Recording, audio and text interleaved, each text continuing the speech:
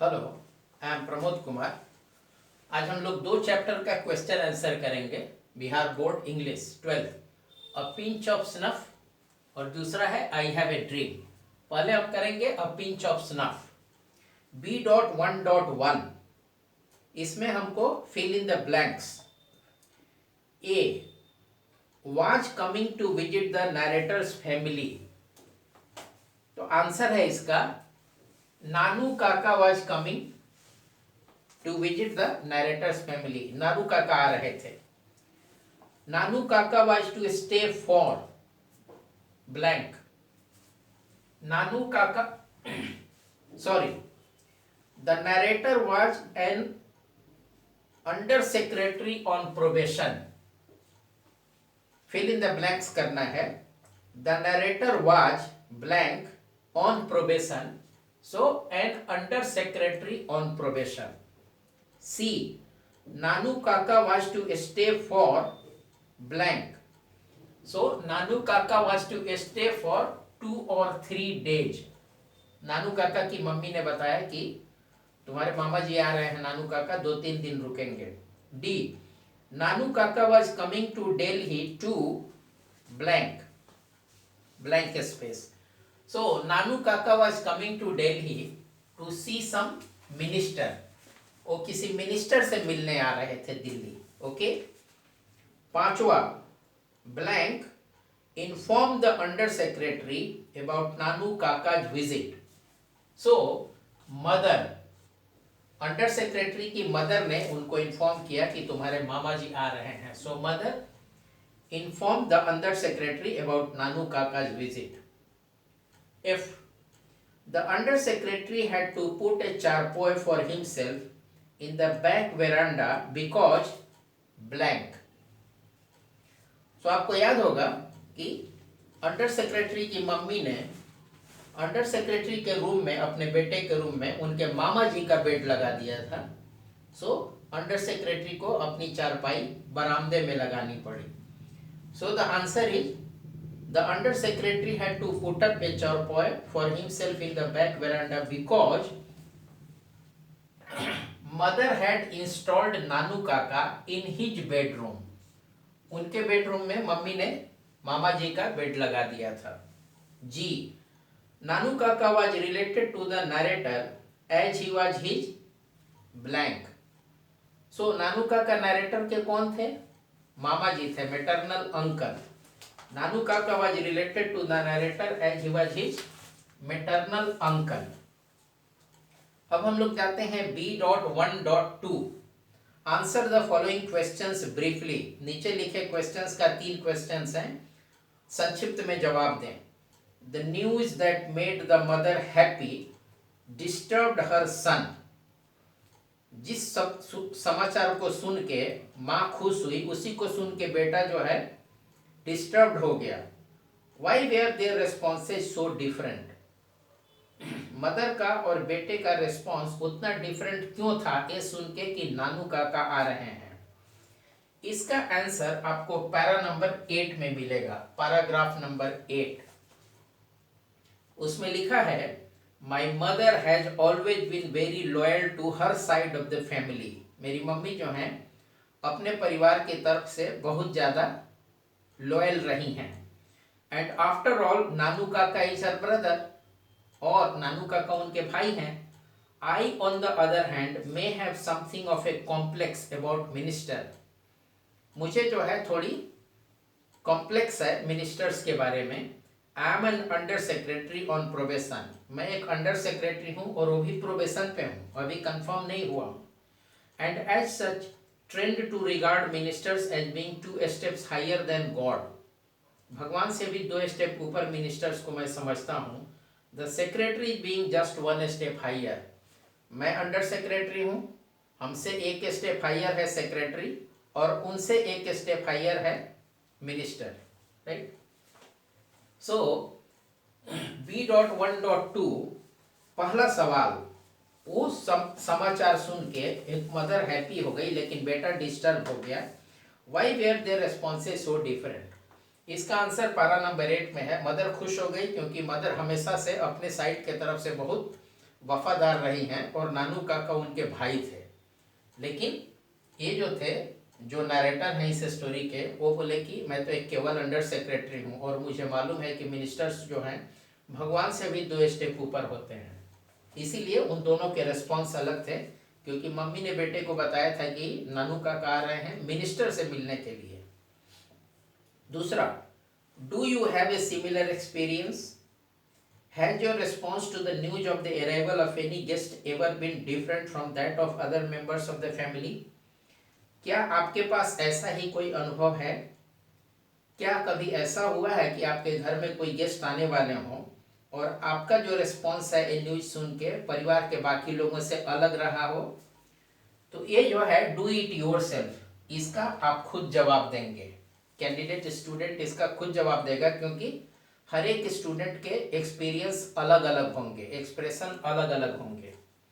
तीसरा, had to travel second on a third class ticket. Nanu Kaka जब train से उतरे, स्टेशन के बाहर निकल रहे थे, तो अपने भांजे को बोले, अंडर सेक्रेटरी को, कि मुझे had to travel second class on a third class ticket, मेरे पास टिकट था थर्ड क्लास का लेकिन मैं सेकेंड क्लास में ट्रेवल किया, but it was all arrange quite amicably, लेकिन सब आसानी से, शांति से, अच्छे से सेटल हो गया था।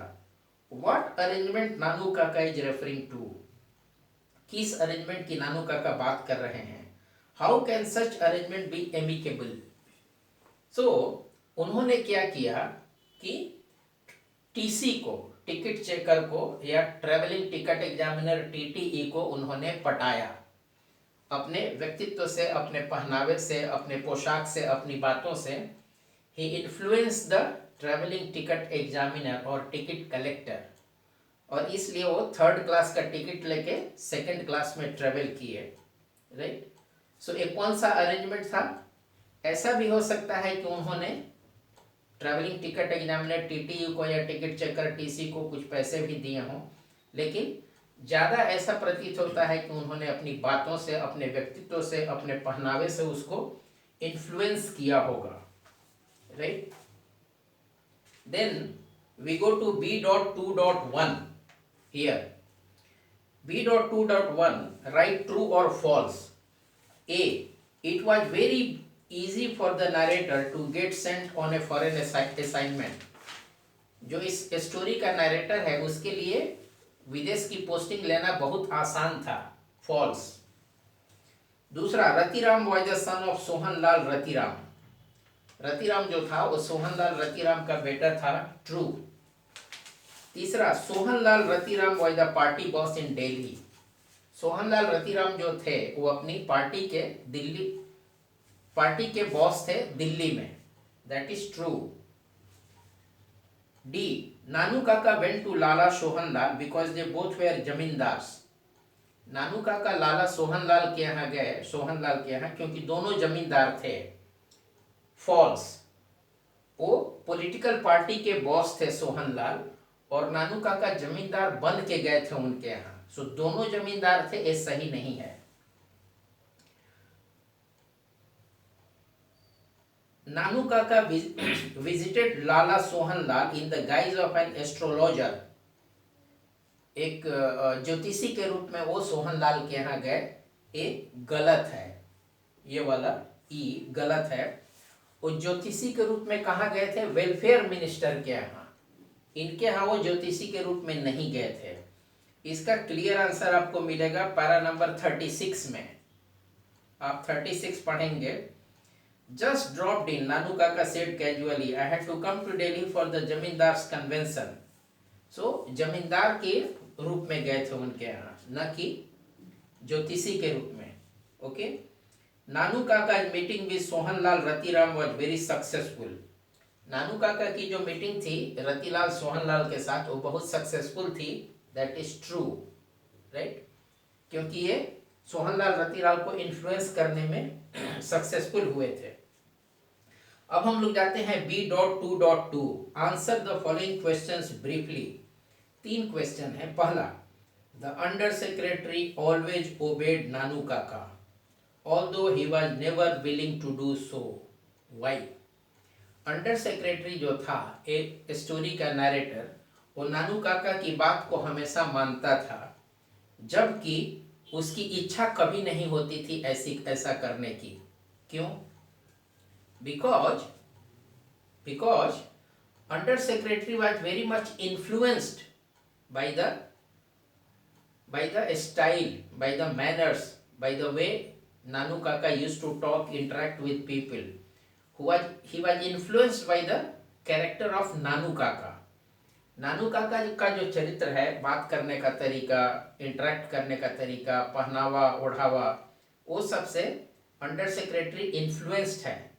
इसीलिए इच्छा नहीं होती है नानू काका की हर बात मानने की, फिर भी वो नानू काका की हर बात को मानता है। दूसरा, this tie and collar business is no good this days. What did Nanu Kaka mean to से? नानू काका ने अपने भगीना को बोला, भांजा को, this tie and collar business is no good this days. आजकल के जमाने में ये टाई कॉलर बिजनेस का ज्यादा महत्व नहीं है। उस समय की बात कर रहे हैं जब उन्होंने लिखा था। इसका मतलब क्या था? नानू काका के ये बोलने का मतलब क्या था? नानू काका जानते थे कि अगर बड़े बड़े प्रभावशाली लोगों को अगर इन्फ्लुएंस करना है, if he wants to influence, then he will have to wear something different. उनको कुछ अलग थलग कपड़े पहनने पड़ेंगे, अलग थलग दिखना पड़ेगा। अगर वो किसी को, बड़े आदमी को प्रभावित करना चाहते हैं तो, कोई मिनिस्टर टाइप के, पॉलिटिकल पार्टी के बॉस टाइप के व्यक्ति को प्रभावित करना चाहते हैं तो उनको अलग तरीके से पेश आना होगा, अलग तरीके का पहनावा ओढ़ावा, गाड़ी। How did the under secretary, तीसरा सवाल, how did the under secretary change his appearance to accompany Nanu Kaka? Under secretary ने अपने अपीयरेंस को, अपने दिखावे को कैसे चेंज किया, दिखावा को, नानू काका के साथ जाने के लिए? वो लोग कहाँ जा रहे थे? वो लोग जा रहे थे सोहनलाल रतिलाल के यहाँ मिलने। इसका आंसर आपको पैराग्राफ नंबर 34 में मिलेगा, 34 में। I changed into Jodhpur coat. Jodhpuri coat पहना अंडर सेक्रेटरी ने। And uncle Nanu Kaka tied a huge orange turban round my head. और नानू काका ने अंडर सेक्रेटरी के सिर पे एक बहुत सा बड़ा ऑरेंज कलर का पगड़ी बांध दिया। Act as though you were my sort of ABC, he cautioned as we started for Lala Sohan Lal's house. 34 number paragraph में इसका आंसर है, राइट। चौथा, who is a जमींदार? Do you know any जमींदार in your locality? What do the people in your locality think about him? So इस question में 3 question है। Who is a जमींदार? जब भारत गुलाम था 1947 और उससे पहले, तो जमींदारी प्रथा थी। अंग्रेज लोग भारत पे जमींदारी प्रथा के थ्रू शासन करते थे, और जमींदार लोग वो थे जिनके पास बहुत बड़ी बड़ी जमीन के प्लॉट थे, और बाकी लोग उनके खेतों में काम करते थे। सो जमींदार, owners of land, large plots of land, they were जमींदार। डू यू नो एनी जमींदार इन योर लोकेलिटी? अब तो जमींदार है नहीं, जमींदारी प्रथा खत्म हो चुकी है भारत में। What do the people in your locality think about him? आपकी लोकेलिटी में लोग जमींदार के बारे में क्या सोचते हैं? तो आज तो अधिकांश लोग यही सोचते हैं कि पुराने समय के जमींदार जो हैं लोगों का शोषण करते थे, गरीब लोगों का, मजबूर लोगों का। 5वां सवाल है, हाउ डिड नानू काका इम्प्रेस सोहनलाल रतिराम? सोहनलाल रतिराम को नानू काका ने कैसे इम्प्रेस किया? तो आपने चैप्टर में पढ़ा होगा, सोहनलाल रतिराम के जब यहाँ गए थे तो ये हजरत बरकत अली के बारे में बात कर रहे थे, बेरूत। क्यों बात कर रहे थे? इनको अपने भांजे से पता चला था कि सोहनलाल रतिराम का बेटा फॉरेन पोस्टिंग में जाने वाला था, लेकिन कुछ लोगों ने बीच में अड़चन खड़ी कर दी थी जिससे वो नहीं जा पाया था। ये चीज जानते हुए उन्होंने ऐसा बर्ताव किया नानू काका ने, जिससे ऐसा लगता था कि जहां इनका बेटा जाने वाला था फॉरेन पोस्टिंग में, वहां के बड़े अधिकारी से बहुत नजदीक की जान पहचान है नानू काका को। जबकि हकीकत क्या है? नानू काका को उस राजदूत से, एम्बेसडर से कोई जान पहचान नहीं है, राइट। सो उसके बारे में फ्रेंडशिप बता के कि इनका बेटा जहाँ फॉरेन पोस्टिंग में जाने वाला था उस व्यक्ति से इनकी बहुत गाढ़ी दोस्ती है, ये बता के उन्होंने इम्प्रेस किया उसको, सोहनलाल रतिराम को। छठा question, what important information did he collect at Ratiram's place. Sohanlal Ratiram के घर पे, जो पार्टी बॉस था दिल्ली में, वो ये जब गए तो इन्होंने वहां पे क्या इंफॉर्मेशन कलेक्ट किया, बातों बातों में क्या जानकारी इन्होंने इकट्ठा की। इसका आंसर आपको 51, 55, 56 और 57 नंबर पैराग्राफ में मिलेगा। You will get the answer to this question in paragraph numbers 51, 55, 56 and 57। इनको ये पता चला कि वेलफेयर मिनिस्टर को इन्होंने मदद की थी आगे बढ़ने में, लेकिन उस वेलफेयर मिनिस्टर ने अपनी बेटी से इनके बेटे का शादी का संबंध करने से इनकार कर दिया था। बहुत सी तरह की 51, 55, 56, 57 पैराग्राफ में आपको मिलेगा। सातवां, who is a prince, do we have any prince now, if yes do they enjoy the same privileges which they used to do. Who is a prince, हमको मालूम है राजा का बेटा प्रिंस होता था जन्म से, अगर राजा के यहाँ जन्म हुआ तो प्रिंस हो गया। Do we have any prince now, अब तो प्रिंसली स्टेट्स है नहीं, अब तो राजकुमार है नहीं। If yes do they enjoy the same privileges which they used to do, पुराने जमाने में जो सुविधाएं एंजॉय करते थे प्रिंस, किंग और प्रिंस, अब तो इंडिया में है नहीं कहीं पे, अब इंडिया डेमोक्रेसी है, राइट। अब हम B3 जाते हैं। B3 इसमें 7 सवाल हैं। Who was the second important person Nanu Kaka had plan to meet. So answer is welfare minister. दूसरा सवाल, what preparation did he make to meet him. Nanu Kaka ने क्या तैयारी की वेलफेयर मिनिस्टर से मिलने की। तो नानू काका क्या किए, सिक्का ऑटोमोबाइल्स में जाके एक बड़ी सी गाड़ी लेके गए और अपने भांजे को, अंडर सेक्रेटरी को ड्राइवर बना के लेके गए। What new role did Nanu Kaka give the under secretary to play. तीसरा सवाल, उन्होंने अंडर सेक्रेटरी को अपना बड़ी सी गाड़ी का, सिक्का ऑटोमोबाइल से जो लिए थे उसका वो बना दिया, ड्राइवर बना दिया। How did he manage to impress Sikka auto dealers. Sikka auto dealers को इन्होंने कैसे इम्प्रेस किया बड़ी गाड़ी लेने के लिए, ट्रायल ड्राइव करने के लिए। इन्होंने क्या किया कि एक अपने धोबी को, अपने भांजे के धोबी को बुला के एक कोट दिया अपना, और 1000 रुपये का एक चेक लिख के दिया, कोट की जेब में डाल दिया, और धोबी को बोला कि मैं सिक्का ऑटो में जब बात करता रहूं तो तुम ऐसे ऐसे करना। सिक्का ऑटो में बात कर रहे थे तो धोबी एक हाथ में कोट, एक हाथ में मुड़ा हुआ चेक लेके आया, फोल्ड किया हुआ। अरे अरे साहब, ये आपने छोड़ दिया था, भूल गए थे वहाँ कोर्ट में।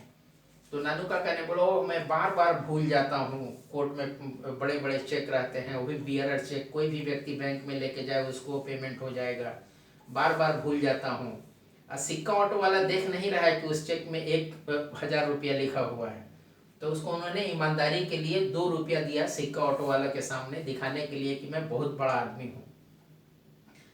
Then what did he do at the minister's residence. 5 number में मिनिस्टर के रेजिडेंस पे उन्होंने जाके क्या किया, उन्होंने सेक्रेटरी को बोला कि नहीं नहीं, मैं मिनिस्टर का समय नहीं बर्बाद करना चाहता हूँ, मैं तो केवल आया था, विजिटर बुक दो, मैं उसमें साइन कर दूँ। और उन्होंने क्या किया, उसमें साइन किया और क्या लिखा, hereditary astrologer to the state of, princely state of Ninnaur. कहाँ का, जहाँ वेलफेयर मिनिस्टर अपनी बेटी की शादी करना चाहते थे, जिस प्रिंस के यहाँ, राजा के यहाँ, उसका एड्रेसिंग, उसका बताया इन्होंने अपने आप को कि मैं उस परिवार का ज्योतिषी हूँ, राजघराने का। How did he impress the minister. So राजसी ज्योतिषी के रूप में गए थे और उन्होंने अपना विजिटर्स बुक में लिखा कि मैं इस राजघराने का ज्योतिषी हूँ। Is the under secretary impressed with Nanu Kaka at any point, when and why, find out the evidence from the story. क्या अंडर सेक्रेटरी जो भांजा जो है, क्यों अपने नाना से, मामा से प्रभावित है। Yes, he is very much impressed. उनका जो बात करने का तरीका, इंटरेक्शन का, पहनावे का, उससे बहुत इम्प्रेस्ड है। काम कराने का तरीका, काम लेने का तरीका। When and why, everywhere. वो सोहनलाल रतिराम के यहाँ गए तो भी भांजा देख के बहुत इम्प्रेस हुआ, और वेलफेयर मिनिस्टर के यहाँ गए तो वहाँ पे भी बहुत इम्प्रेस हुआ भांजा। सिक्का ऑटो डीलर के यहाँ गए तो वहाँ पे भी भांजा बहुत इम्प्रेस हुआ, राइट। अब हम लोग जाएंगे, ये मेन हो गया, बाकी छोटे छोटे हैं। अब हम लोग जाएंगे I have a dream, right. I have a dream में सबसे पहले B1 true false. A the hopes of the Negro population were fulfilled by the signing of the emancipation proclamation. Emancipation proclamation sign किया था किसने? Abraham Lincoln ने। So the hopes of the Negro population were fulfilled by the signing of the emancipation proclamation false. Signing से थोड़ा उनका hope पूरा होगा। उस इमेंसिपेशन प्रोक्लेमेशन में जो चीजें लिखी हुई हैं जब वो पूरी की जाएंगी तब इनके होप्स पूरे होंगे, so false.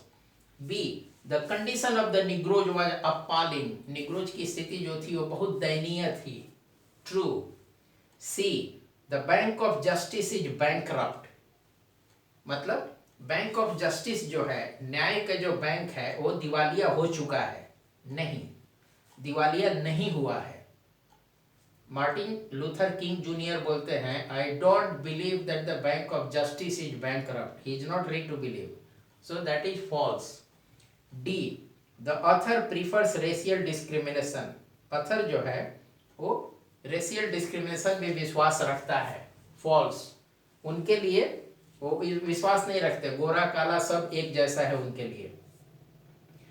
E the nation could overlook negro problems. America का जो राष्ट्र है, अमेरिकी राष्ट्र, वो निग्रो से संबंधित जो प्रॉब्लम है उसको इग्नोर कर सकता है, फॉल्स। नहीं कर सकता है, कोई भी राष्ट्र अपने नागरिक के कंसर्न्स को इग्नोर नहीं कर सकता है। If the negroes of America had citizenship rights, true. Negroes को एक स्पीच दिया गया 28/8/1963। मार्टिन लूथर किंग जूनियर ने ये स्पीच जो इस चैप्टर में है वो दिया 28/8/1963 को। लेकिन निग्रोज को सिटीजनशिप राइट्स मिले थे 9 जुलाई 1868 को, इससे 95 साल पहले। So this is true, the negroes of America had citizenship rights, true. G the author hates the white Americans. जो ऑथर जो है इसका वो व्हाइट अमेरिकन्स को हेट करता है, फॉल्स। उसके लिए व्हाइट और ब्लैक सब एक हैं, वो बोलता है सब गॉड के बनाए हुए हैं, all are equals. H he advocates non violent struggle. वो हिंसा में विश्वास नहीं रखते, ट्रू। और वो गांधी जी को भी मेंशन करते हैं, महात्मा गांधी को, उनके नॉन वायलेंस के लिए, राइट। अब हम लोग जाएंगे B2। B2 में 4 क्वेश्चंस हैं। पहला है What is the author trying to achieve through his speech? लेखक जो है अपने इस भाषण से क्या प्राप्त करना चाहता है? उसका आंसर है The author wants to achieve justice, न्याय, freedom, स्वतंत्रता, non discrimination, कोई भेदभाव नहीं हो, prosperity मतलब समृद्धि, inclusiveness सबों का सब समाहित हों, सब कोई बाहर किसी को एक्सक्लूड नहीं किया जाए, इक्वलिटी बराबरी। तो ऑथर जो है इन चीज़ों को एक्सपेक्ट करता है, अचीव करना चाहता है। मार्टिन लूथर किंग जूनियर इस स्पीच से justice, freedom, non discrimination, prosperity, inclusiveness, equality achieve करना चाहते हैं निग्रोज के लिए। दूसरा, do you think Martin Luther King Junior is a great orator? महान वक्ता है, yes. What according to you are the qualities of a great orator? एक महान वक्ता की क्या क्वालिटीज होती हैं? कंसेप्चुअल क्लैरिटी, विषय वस्तु की क्लैरिटी, डीप नॉलेज, गहरा ज्ञान, कॉमनलिटी विद कंसर्न, जिस प्रॉब्लम के बारे में, इशू के बारे में वो बात कर रहे हैं उसके साथ वो अपना सामंजस्य रखते हो। कॉमनलिटी की मेरे में और इशू में समथिंग इज कॉमन, कुछ समान है, ऐसा नहीं कि मैं अलग हूं और इशू उधर है, कुछ भी कॉमन नहीं है मैं जिस इशू की बात कर रहा हूं। सो वो व्यक्ति महान ओरेटर, महान वक्ता नहीं हो सकता है। right? Conceptual clarity, deep knowledge, commonality with concern, right? What is their pledge? ये जो लोग हैं सब इकट्ठा हुए हैं जब वो भाषण दे रहे हैं, मार्टिन लूथर किंग जूनियर, तो क्या शपथ खा रहे हैं? वो लोग किस बात की शपथ खा रहे हैं? सबसे पहला प्ले जो लेते हैं, that we shall always march ahead, हम हमेशा आगे बढ़ते रहेंगे। ये आपको मिलेगा पैराग्राफ नंबर 7 में। आप पैराग्राफ नंबर 7 पढ़िए। And as we talk we make the pledge that we shall always march ahead, हम लोग हमेशा, that we shall always march ahead, हमेशा आगे बढ़ते रहेंगे, मतलब अपने लक्ष्य की प्राप्ति के लिए। और उनके लक्ष्य क्या हैं? Justice, freedom, non discrimination, prosperity, inclusiveness, equality, right? What are the trials and tribulations as the author talks about? Author जो है ट्रायल्स एंड ट्रिबुलेशंस के बारे में बात करता है कि यहाँ पे जितने लोग आए हुए हैं उसमें से बहुत से लोग ऐसे हैं जो भयंकर परेशानियां, कठिनाइयों से गुजर के निकले हैं। तो ट्रायल्स एंड ट्रिबुलेशंस क्या हैं? Some have come from narrow cells, बहुत संकरे जेल के कमरों से निकल के कुछ लोग आए हैं। Some were persecuted, persecuted means सरकार जिनका पीछा कर करके परेशान करती है। Some were persecuted and staggered by the police brutality, और पुलिस ने उनको इतना परेशान किया, इतनी निर्दयता दिखाई कि वो डगमगाते रहते हैं। स्टैगर्ड, पुलिस की ब्रूटलिटी से, निर्दयता से। अब हम जाते हैं B3। B3 में 3 सवाल हैं। पहला है this is our hope, what is the hope? आप पैराग्राफ 19 में जाइए। This is our hope, this is the faith with which I return to the South, वो साउथ में लौट रहे हैं। With this faith we will be able to hew out of the mountain of despair a stone of hope, निराशा का जो पहाड़ है उसमें से हम एक छोटा सा पत्थर आशा का निकाल पाएंगे। With this faith we will be able to transform the jangling discords of our nation into a beautiful symphony of brotherhood, हम भाईचारा स्थापित कर पाएंगे अपने देश में, सबों के बीच में। सबों मतलब black and white, right? Paragraph 19 में उसका आंसर है। दूसरा क्वेश्चन B3 में, if America is to be a great nation what must become true, अगर अमेरिका फिर से एक महान देश बनना चाहता है तो क्या सच होना चाहिए? इसका आंसर आपको मिलेगा पैराग्राफ नंबर 20 एंड 21 में। This will be the day when all of God's children will be able to sing with a new meaning, my country it is of thee, sweet land of liberty, of thee I sing। वो बोल रहे हैं all of God's children, सारे God के बनाए हुए हैं, black and white, कोई अलग से नहीं है। Land where my fathers died, ऐसी जमीन है जहां हमारे पिता शहीद हुए। Land of the pilgrims pride, from every mountain side let freedom ring, बोलते हैं हर एक पर्वत, हर एक चोटी से स्वतंत्रता की आवाज आनी चाहिए। And if America is to be a great nation this must come true, और अगर अमेरिका फिर से महान राष्ट्र बनना चाहता है तो ये निश्चित रूप से सच होना चाहिए। So let freedom ring from the prodigious hill tops of New Hampshire, let freedom ring from the mighty mountains of New York, let freedom ring from the lightning Alleghenies of Pennsylvania.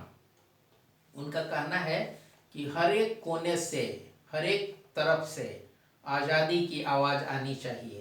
और ये निग्रो लोग किस चीज़ की आज़ादी चाहते हैं? वो यहाँ पे है, justice, freedom, non discrimination, prosperity, inclusiveness, equality, ये उनके मेन कंसर्न्स हैं। तीसरा, why and when will they thank the Almighty? Almighty means God, जो सबसे पावरफुल है, सर्वशक्तिमान। व्हेन एंड क्यों और कब ये लोग जो हैं निग्रो लोग सर्वशक्तिमान भगवान को धन्यवाद देंगे? तो कब देंगे? when freedom rings from every village and every hamlet, हर एक गांव और हर एक छोटी से छोटी जगह से आज़ादी की आवाज़ आए। फ्रॉम एवरी स्टेट, अमेरिका में 50 या उसके लगभग स्टेट्स हैं, हर एक राज्य से आज़ादी की आवाज़ सुनाई दे। And every city of America, और अमेरिका के हर एक शहर से आज़ादी की आवाज़ सुनाई दे, तब ये लोग सर्वशक्तिमान भगवान को धन्यवाद देंगे। ये मानेंगे कि इन्होंने जो लड़ाई लड़ी थी जिस चीज़ के लिए, वो लड़ाई पूरी हो गई। राइट, तो ये था। और फिर उसके बाद C.1 long answer question. C.1 long answer question 5 हैं। पहला का आंसर आपको पैराग्राफ नंबर 2 में मिलेगा, दूसरे क्वेश्चन का आंसर पैराग्राफ नंबर 4 में मिलेगा, तीसरा what was the dream, how many times I have a dream appears in the lesson, वो 8 या 9 बार है, आई हैव ए ड्रीम 8 या 9 बार मेंशन किया है। चौथा what is the pledge when it will fulfilled, paragraph number 7 में आंसर है। और पांचवा, इसको आपको खुद रिप्लाई देना है, do it yourself. Right, so I hope you found it easy to understand, आपको आसानी से समझ में आया। और अगर आपको कोई क्वेरी हो तो आप मुझे मेरे ईमेल आईडी पे, जो थंबनेल पे होगा, वीडियो के थंबनेल पे, उस पे आप अप्रोच करके मुझसे पूछ सकते हैं। Okay, thank you.